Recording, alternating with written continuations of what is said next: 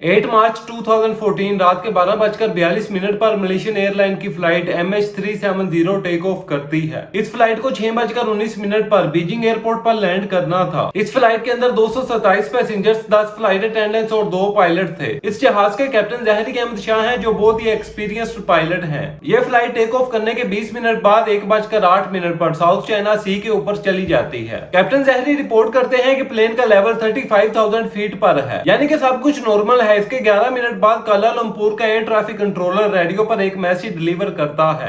MH370 contact हो ची मिन 120.9 गुड नाइट। कैप्टन जैसी इसका रिप्लाई करते हैं गुड नाइट MH370। इस पॉइंट ऑफ टाइम तक जहाज में सब कुछ नॉर्मल था, लेकिन कैप्टन जहरी ने जो ये मैसेज डिलीवर किया था वो इस जहाज का लास्ट मैसेज था। इसके बाद आज तक इस फ्लाइट का कोई पता नहीं चल सका। रडार से अचानक ये फ्लाइट गायब हो जाती है और ये इंसिडेंट दुनिया की सबसे बड़ी मिस्ट्री बन जाता है। MH370 Flight MH370 disappeared en route to Beijing. News tonight, a Malaysia Airlines flight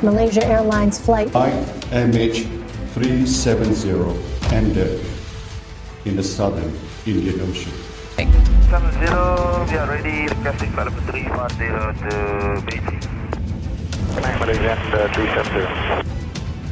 रात के 1:21 पर यह प्लेन रडार से गायब होता है। एयर ट्रैफिक कंट्रोलर ये चीज नोटिस नहीं करते, क्योंकि उन्हें लगता है कि ये प्लेन हमारे रडार की रेंज से बाहर हो चुका है और अगले एयर ट्रैफिक कंट्रोलर के साथ कांटेक्ट में है। लेकिन वो देखते हैं कि MH370 इनके रडार में आया है, लेकिन फिर अचानक से गायब हो जाता है। इस प्लेन से वो कम्युनिकेट करने की कोशिश करते हैं, लेकिन आगे से कोई रिस्पॉन्स नहीं आता। 18 मिनट्स तक कांटेक्ट करने के बाद ये कुआलालंपुर के एयर ट्रैफिक कंट्रोलर को इन्फॉर्म कर देते हैं कि ये प्लेन रडार से गायब हो चुका है। इस टाइम तक सुबह के 6:32 हो चुके होते हैं। ये वो टाइम था जब प्लेन को बीजिंग एयरपोर्ट पर लैंड करना था, लेकिन MH370 की लैंडिंग नहीं होती। फौरन से एक रेस्क्यू टीम बनाई जाती है और प्लेन की सर्चिंग शुरू कर दी जाती है। इस टाइम पर अगर मैप को देखा जाए तो प्लेन मलेशिया से बीजिंग जा रहा था। इसके सेंटर में साउथ सी आता है, तो ऑब्वियसली सर्च ऑपरेशन भी साउथ सी में ही किया जाता है। 34 शिप्स और 28 एयरक्राफ्ट डिफरेंट कंट्रीज के इस प्लेन को ढूंढने की कोशिश करते हैं, लेकिन इस प्लेन का कोई नामो निशान नहीं मिलता। इसके कुछ ही दिनों बाद एक खबर मिलती है, ये प्लेन ATC के रडार से तो गायब हो गया, लेकिन एक मिलिट्री रडार में इसकी काफी टाइम तक लोकेशन शो होती रही। मिलिट्री रडार में इसको आखिरी बार 2:22 पर देखा गया और इसकी लोकेशन साउथ चाइना सी नहीं बल्कि मलेशिया के वेस्ट में स्ट्रेट ऑफ मलाका थी। इस मिलिट्री रडार की रीडिंग के अकॉर्डिंग ये प्लेन एक आइलैंड की डायरेक्शन में ऊपर की तरफ जा रहा था, लेकिन बीजिंग से बिल्कुल ऑपोजिट साइड पर था। ये खबर सुनकर हर कोई हैरान हो जाता है। उस पॉइंट ऑफ टाइम तक ये भी कहा जाने लगा कि ये प्लेन कहीं हिमालय में क्रैश कर गया होगा, लेकिन इसके कुछ ही दिनों बाद एक नया प्रूफ मिलता है सैटेलाइट डाटा से। ये प्लेन सैटेलाइट से कांटेक्ट करने की कोशिश करता है, लेकिन इसने सैटेलाइट में सिर्फ लॉगिन करने की कोशिश करी, अपना कोई डाटा इसमें एंटर नहीं करा। इससे सैटेलाइट भी इसकी लोकेशन जज नहीं कर सका कि इसकी एग्जिट लोकेशन क्या है। इस प्लेन ने तकरीबन 7 बार सैटेलाइट से कांटेक्ट करने की कोशिश की। लास्ट में इन सब चीजों को देखते हुए एक सर्कल ड्रा किया गया कि इस सर्कल में ये प्लेन कहीं भी हो सकता है। इस पॉइंट ऑफ टाइम तक दुनिया का सबसे बड़ा एक्सपेंसिव ऑपरेशन कंडक्ट किया गया।